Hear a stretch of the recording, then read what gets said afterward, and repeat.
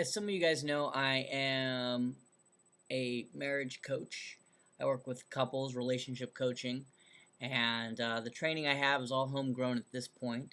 It's research I've done on my own, following marriage educators such as Dr. John Gottman and Gary Chapman.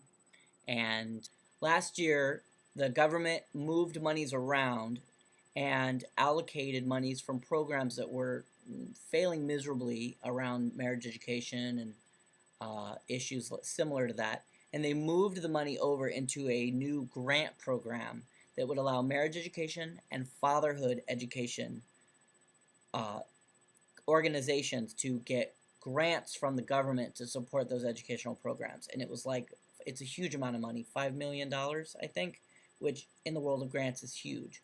So a lot of these key programs have applied for these grants and gotten them. That's a huge win for the marriage education industry, for the love coaching industry, which I'm a part of, because it allows us to actually help people and actually support people who are in need of a little education around parenthood and around marriage and around being a great husband or wife or spouse or lover or partner. So the government is now also putting its weight behind marriage education. They said there's enough empirical research to show that the more educated you are about marriage, the better you'll do at marriage. I am part of a listserv that you can find if you go to smartmarriages.org. And I found a very interesting thread of conversations recently reading the emails from Smart Marriages. The topic is about the recent marriage education funding that came into this community of educators, which is a phenomenal community. They're really incredible people. I don't know many marriage educators, but I'm really proud to be associated with people who are dedicated to helping people's marriages. Well,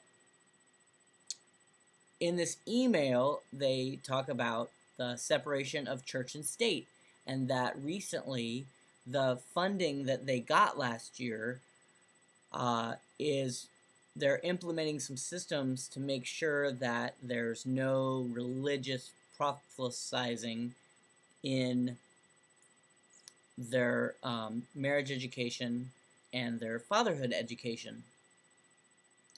And a lot of the people in the marriage education industry are religious by nature, so this has really gotten them up in arms. And I don't know how I feel about it right now.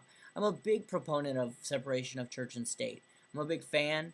I think it's an important part of our laws governing that people be able to speak in a way that supports and helps all people, not just the people that belong to a particular belief system. What the marriage educators that are against the separation are saying on this listserv is that there has to be some sort of spiritual element to marriage education, that you can't simply strip away all the spirituality and have anything left.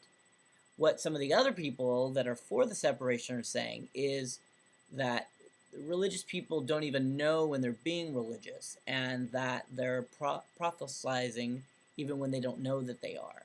So the people for the separation are saying we need to do something about that, and the people against the separation are saying that spirituality is a critical aspect of relationships, and so trying to pull all the religious content out is impossible. I think that what the state is doing looks to be mostly like the right thing to do. They look like they are taking parts of the religious books and materials that are out there, and they're looking to see if the materials are saying you should believe this. And if they say that, then that part should be taken out. Now, of course, some state people are telling some of these marriage educators, you cannot talk about God at all. You cannot talk about spirituality or religion at all. And obviously, those government policymakers or policy administrators are probably in the wrong.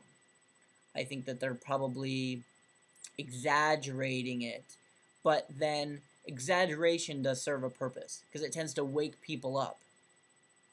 The real purpose of the law is not to strip spirituality out of the marriage education industry and fatherhood education industry.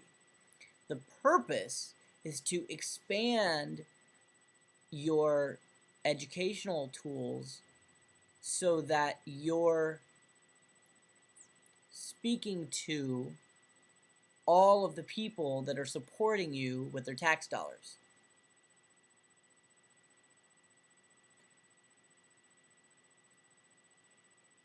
Because if we're paying tax dollars to your marriage education company, then you owe the people a right to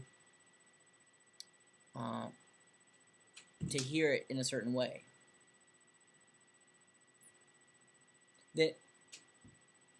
Then you owe it to the people to speak in a way that all people can hear you, not just Christians, or not just Muslims, or not just atheists.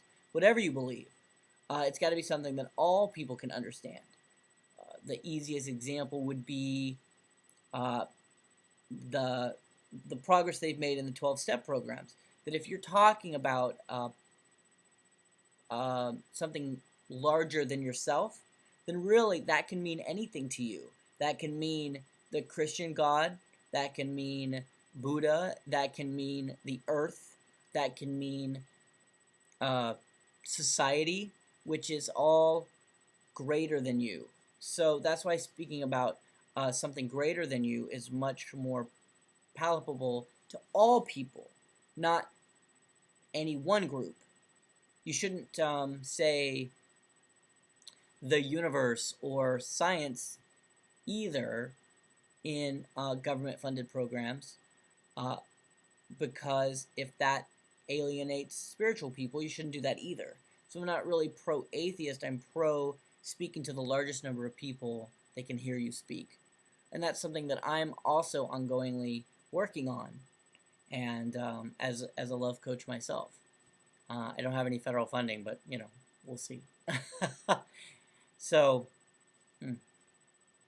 that's something that I'm also working on, is being able to speak in a way that I can access and support all of the people whose tax dollars, if I was taking any, would be able to hear and appreciate. So that it's something that's really for the public, as opposed to something that's only for certain people. I'd love to know what you think about this issue and what you think about separation of church and state, and any comments you have about marriage education or the marriage education industry or the grant program. Leave all of your comments below, and remember to subscribe. All right, see you guys next time. Bye.